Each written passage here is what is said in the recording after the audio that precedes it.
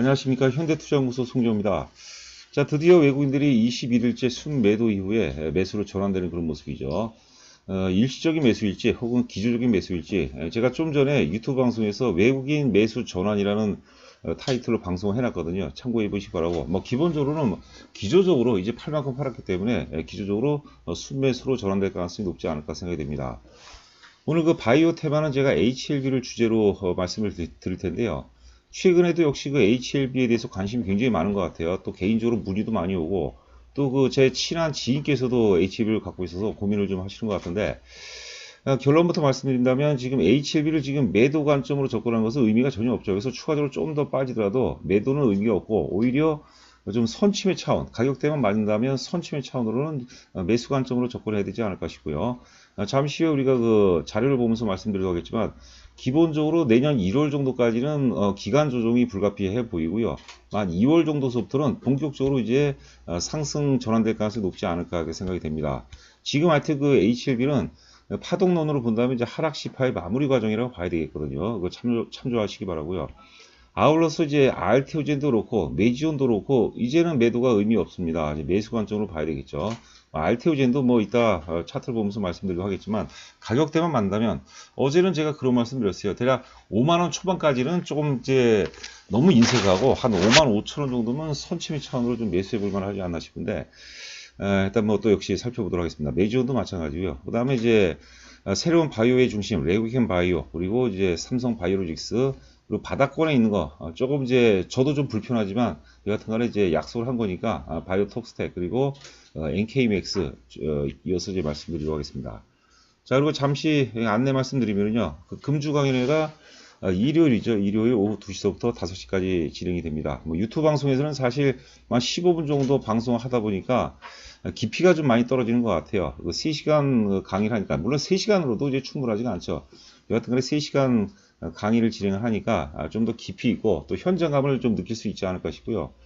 시장 자체가 크게 이제 변곡점, 전환점이라고 보거든요.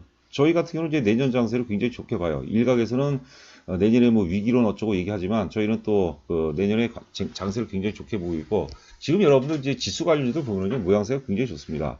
하여튼 명쾌하게 저희가 답변을 드리도록 하겠고 주 내용은 2020년 최고의 포트폴리오 대공개라는 주제로 말씀드릴 텐데 지난주에 이어서 좀 더 강화를 많이 했습니다. 꼭 참석해 주시기 바랍니다.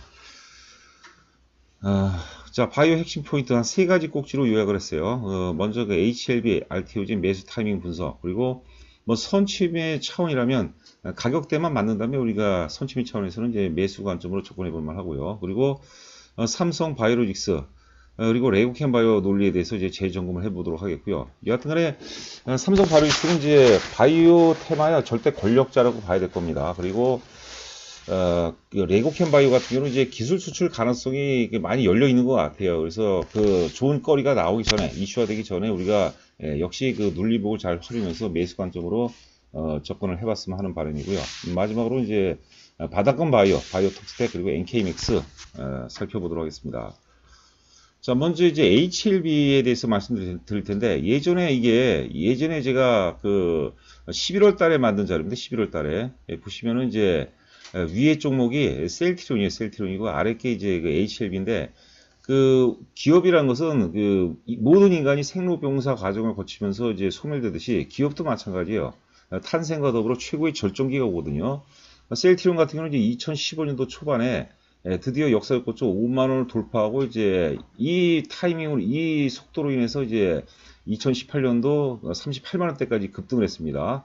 그래서 상승 초기 단계죠, 초기 단계. 그런데 5만원, 6만원 역사적 고점을 돌파하고 난 다음에 3개월 올랐죠. 그리고 1개월, 2개월, 3개월, 4개월, 5개월 눌림목 조정을 받았습니다.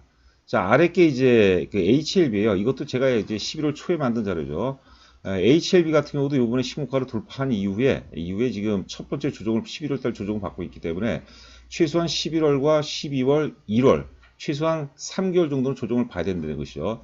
당연히 이제 셀트리온에 비해서 조정 기간은 짧습니다. 왜냐면 등치 자체가 뭐 셀트리온에 비교할 바가 아니죠. 가볍죠, HLB가. 그래서 제가 보기엔 1월 말 정도, 여기도 그런 표시를 해놨는데 지금은 사지 마시고 지금 사는 거는 이제 하락 시파 과정이니까 선취매 차원으로 접근하시기 바라고 내년 한 1월 말 정도 그때서부터는 우리가 좀 적극적인 매수 관점으로 접근해 보시기 바라고요. 이때도 제가 하락 시파에 놀라지 말라고 그랬어요. 근데 이제 하락 시파가 발생되면서 뭐 10만 원까지 깨고 말았는데 일단 의미가 있어요. 한번 이제 바닥을 찍었다는 것은 의미가 있거든요. 물론 이제 아직까지도 이제 그 진 바닥에 대해서는 사실 그 좀 우리가 미리 예단하기 좀 이릅니다. 하지만은 이제는 네, 본인이 원했던 워낙 그 바이오 종목 특성상 등락이 굉장히 크죠. 그러니까 너무 저가에 산다고 생각하지 마시고 이제는 서서히 매수 관점으로 좀 접근해 봐도 되지 않나 싶습니다. 자, 다시 한번 말씀드리자면 1월 말서부터 HLB는 1월 말서부터 매수 관점으로 접근해 보시기 바랍니다. 뭐 여러 차례 이제 우리가 말씀드렸지만 HLB 같은 경우는 이제 어떤 그 어떻게 보면은 이제 반의 성공이라고 봐야 되는데 기본적으로 이제 리버세라닙이 되겠죠. 거기에 대해서 유럽 종양학회 에스모라든가 아스커 미국 종양학회가 되겠죠. 하여튼 베스트 논문상을 받았던 것은 그거 자체가 이게 제조업하고 틀리거든요. 그게 유형의 엄청난 가치라고 봐야 돼요. 그리고 이제 내년 4월 되면은 이제 FDA 그 판매 허가 신청을 낸다고 그러죠. 그러면 1월 말, 빠르면 1월 말 혹은 늦어도 2월 초서부터는 어떤 그 미래 가치의 선반영 차원이라고 보는 거죠. 그 이슈화로 인해서 주가가 먼저 상승 전개될 가능성이 높지 않을까 이렇게 생각이 됩니다. 아울러서 이제 이 희귀질환 치료제이기 때문에 의외로 또 좋은 소식도 미리 나올 가능성이 이제 높다고 봐야 되겠죠.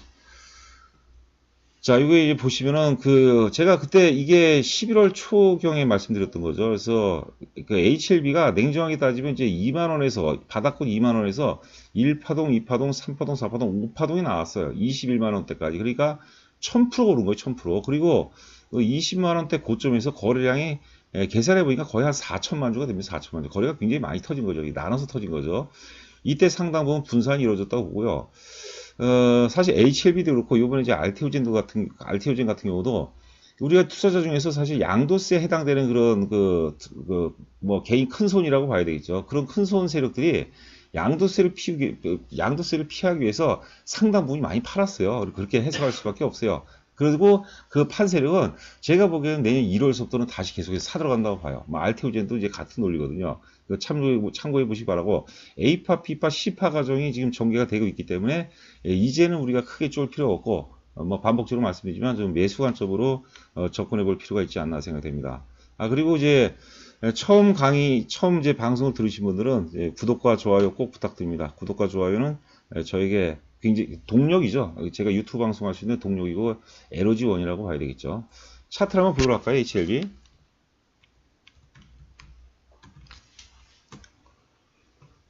자, 이제 좀 짧게 볼까요?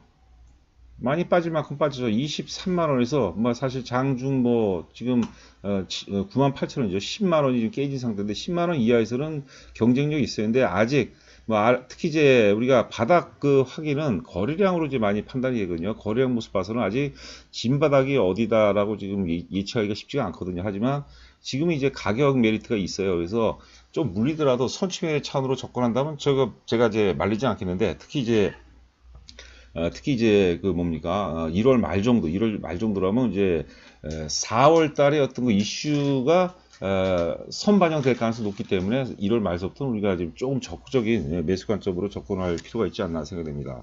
아울러서 알테오젠 한번 보죠. 알테오젠은 참 우리가 아꼈던 종목이죠. 이런 것들은 여러분들 이제 제가 뭐 자랑하는 게 아니고요. 자랑하는 게 아니라 이런 건 매도하기가 굉장히 편한 거. 주가가 이렇게 올라가다 연말이거든. 특히 연말이면 앞서 얘기한 대로 뭐 양도세 이런 어떤 이해관계가 크기 때문에 여러분들이 막 20억, 30억씩 갖고 있다가 수익이 이렇게 많이 났다고 생각해보세요. 거의 한 100% 정도 수익이 났다고 생각해보세요. 거의 팔아요. 근데 팔고 이 사람들이 다시 삽니다. 지금 이제 오늘 종가가 58,200원인데 제가 어제 제시해드린 가격이 한 55,000원이었어요. 5만원대 초반, 뭐 51,000원, 2,000원. 이거는 너무 제가 보기에는 너무 좀 뭐라 할까요? 좀 얄미운 전략이 아닌가 싶고 그 가격대 물론 줄 가능성도 있는데 좀 조금 물린다 생각하고 한 55,000원 정도면 선취매 차원으로 접근해 볼 만하지 않나 싶어요. 알테오젠도 올해 지금 뭐 12월이 이제 뭐 크게 많이 안 남았죠. 오늘이 이제 12월 6일이니까 한 3주 정도 남았고 납해가 26일인가요? 여하튼간에 이제 그 보름 조금 넘게 남았는데 그 전에 튈 가능성은 제가 보기엔 굉장히 희박해요. 그렇지 않습니까? 그렇기 때문에 일단은 그 1월 달서부터는 우리가 좀 매수 관점을 접근해보고, 물론 이제 12월 중에 가격대만 맞는다. 예를 들어서 제가 제시해드렸던 한 5만 5천 원 정도 가격대가 맞는다면 사봐야 되겠죠. 그리고 역사적 고점을 돌파하고 첫 번째 눌림목이기 때문에 굉장히 의미가 있는 가격대입니다. RTO진 여러분들 명심하시기 바라고요. 그 다음에 메지오를 한번 볼까요?